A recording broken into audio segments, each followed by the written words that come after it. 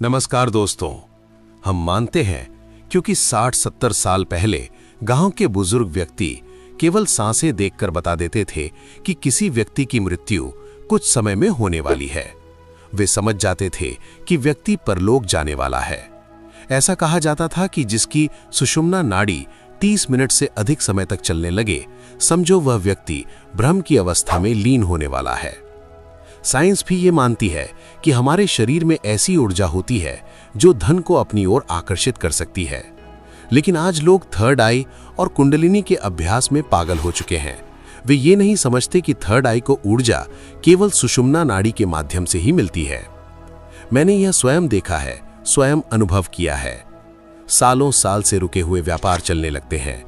जब ये ऊर्जा आपके अंदर बनती है तो पूरे यूनिवर्स की ऊर्जा को समेटकर ये नाड़ी आपके शरीर में भर जाती है। आपकी सांसें बदल जाती हैं और पूरा जीवन चुटकियों में पलट जाता है। मैं ये अनुभव सबको करा सकता हूँ। अभी इसी समय 1 मिनट की झलक भी दिखा सकता हूँ। नमस्कार दोस्तों, आज हम सुषुम्ना नाड़ी के बारे में बात करेंगे। हमारे शरीर में 72,000 नाड़ियां फैली हुई हैं, लेकिन इन सभी नाड़ियों का आधार सुषुम्ना नाड़ी ही है। पूरे शरीर की ऊर्जा इसी नाड़ी में स्थित होती है। आप भोजन करते हैं, सांस लेते हैं, ध्यान करते हैं, त्राटक करते हैं। इन सब से जो ऊर्जा बनती है वही ऊर्जा सुषुम्ना नाड़ी में स्थिर रहती है। मैं आपको साफ बता देता हूं, जो व्यक्ति अपनी रीढ़ की हड्डी को सीधा नहीं रखता, उसकी सुषुम्ना नाड़ी कभी जागृत नहीं हो सकती। जागृत होने का अर्थ यह है कि ऊर्जा ऊपर की ओर प्रवाहित हो सके, क्योंकि मूलाधार चक्र पर सुषुम्ना नाड़ी का मुख होता है। वहीं से ऊर्जा ऊपर की ओर बहती है, रीढ़ की हड्डी के पास से होती हुई सहस्रार चक्र तक जाती है। इसी मार्ग के बीच आपको अनहद नाद की ध्वनियां सुनाई देती हैं। इसी ऊर्जा के आधार पर ध्यान के अनुभव होते हैं, मन शांत होता है। यही ऊर्जा थर्ड आई तक पहुंचती है, जहां से तस्वीरें या भविष्य से जुड़े अनुभव आने लगते हैं। मैंने इस प्रयोग विधि का अनुभव केवल 5 दिनों में कर लिया था। जैसे जैसे आपके भीतर ऊर्जा बढ़ती है और सुषुम्ना नाड़ी ऊर्जा से भरती जाती है, वैसे वैसे धन स्वतः आपकी ओर आकर्षित होने लगता है। आपके बोलने का तरीका बदल जाता है, समझने की शक्ति बदल जाती है। अब एक सवाल आता है, ध्यान करते समय रीढ़ की हड्डी के पास दर्द क्यों होता है? बहुत लोग कहते हैं कि रीढ़ सीधी रखने से दर्द होता है, लेकिन ये बिल्कुल गलत है। दर्द इसलिए होता है क्योंकि सुषुम्ना नाड़ी में कहीं ना कहीं ऊर्जा का बंधन होता है। जब ऊर्जा ऊपर नहीं जा पाती, तब उसी स्थान पर दर्द बनने लगता है। धीरे धीरे ये दर्द बढ़ता है और व्यक्ति ध्यान छोड़ देता है। हमारी नाक के 2 छेद होते हैं। बाएं नाक छेद को इड़ा नाड़ी यानी चंद्र नाड़ी कहते हैं। दाएं नाक छेद को पिंगला नाड़ी यानी सूर्य नाड़ी कहते हैं। ये दोनों नाड़ियां मूलाधार चक्र के पास मिलती हैं और वहीं से सुषुम्ना नाड़ी की शुरुआत होती है।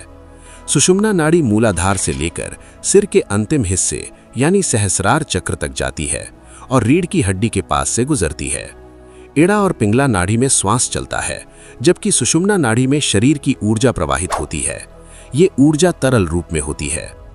व्यक्ति के जीवन पर सबसे अधिक प्रभाव इसी नाड़ी का पड़ता है। अगर आप आध्यात्म में जाना चाहते हैं, कुंडलिनी जागृत करना चाहते हैं, थर्ड आई के अनुभव चाहते हैं, तो आपको सुषुम्ना नाड़ी के साथ जुड़ना ही होगा। यही पूरी साधना की नींव है।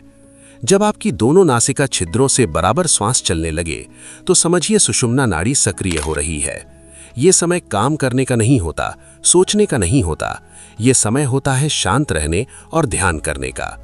इसीलिए अनुलोम विलोम कराया जाता है, ताकि सुषुम्ना नाड़ी हल्की सी सक्रिय हो सके और मन और शरीर शांत हो जाए। अब आइए ध्यान की प्रक्रिया शुरू करते हैं। ध्यान विधि। धीरे धीरे अपनी दोनों आंखें बंद कर लीजिए। अपने शरीर को पूरी तरह ढीला छोड़ दीजिए। आप ये ध्यान बैठकर या लेटकर कर सकते हैं। बस आपकी रीढ़ की हड्डी बिल्कुल सीधी होनी चाहिए। अब अपनी सांसों पर ध्यान लाएं। महसूस करें कि किस नाक से ज्यादा सांस चल रही है और किस से कम। नाक के दोनों छिद्रों, नाक की हड्डी और त्वचा को महसूस करें। अब एक गहरी सांस अंदर लीजिए।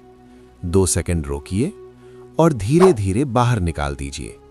फिर से एक गहरी सांस लीजिए, 2 सेकंड रोकिए और धीरे धीरे बाहर निकाल दीजिए। अब अपने चेहरे पर ध्यान लाएं। माथे के बीचों बीच थर्ड आई पर ध्यान टिकाएं। ओम की अनुभूति करें। अब आपके कंधे हल्के हो रहे हैं, हाथ, बाजू, पेट, पूरा शरीर शांत होता जा रहा है। अब अपनी पीठ की ओर ध्यान लाएं। रीढ़ की हड्डी के निचले हिस्से पर ध्यान टिकाएं, जहां बेल्ट बांधते हैं। महसूस करें कि ऊर्जा वहां इकट्ठा हो रही है। एक गहरी सांस लें। रीढ़ के निचले हिस्से को महसूस करें और सांस बाहर छोड़ दें। अब पूरी रीढ़ की हड्डी को भीतर से महसूस करें। अब ध्यान सिर के ऊपरी हिस्से सहस्त्रार चक्र पर ले आएं।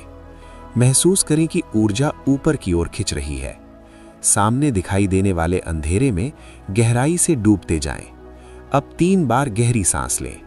हर बार 2 सेकंड रोकें और धीरे धीरे छोड़ दें। अब 1 मिनट तक इसी अवस्था में बने रहें। अब धीरे धीरे हाथ पैरों में हलचल लाएं। हाथों को आंखों पर रखें और धीरे धीरे आंखें खोल लें। इस प्रकार आज का ध्यान पूर्ण होता है। जो भी अनुभव हुआ हो, हमें कमेंट बॉक्स में जरूर बताइए। धन्यवाद।